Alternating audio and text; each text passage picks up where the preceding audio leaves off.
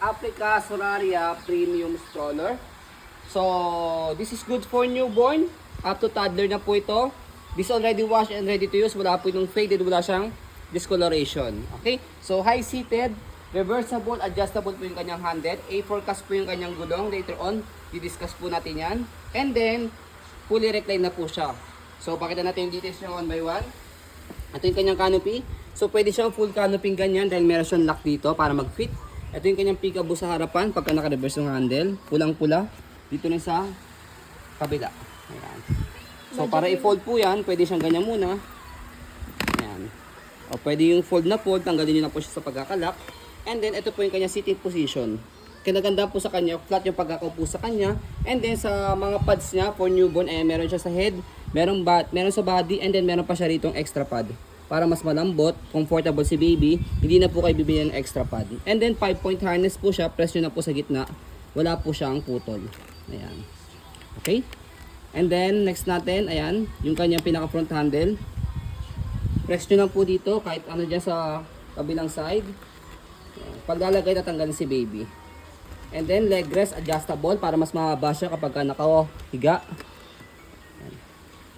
So yan siya kapag fully reclined.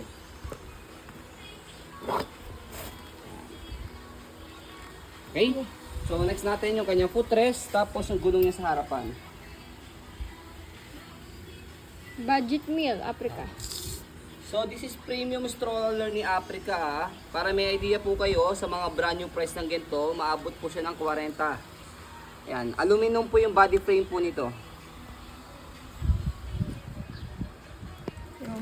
Pero we selling this as budget meal.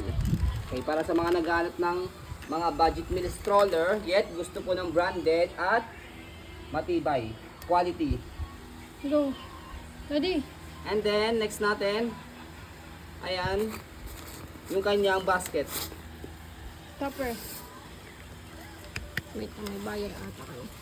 Ayan, next natin yung kanyang stopper. Ayan, functionable naman po siya. And then next natin sa likod,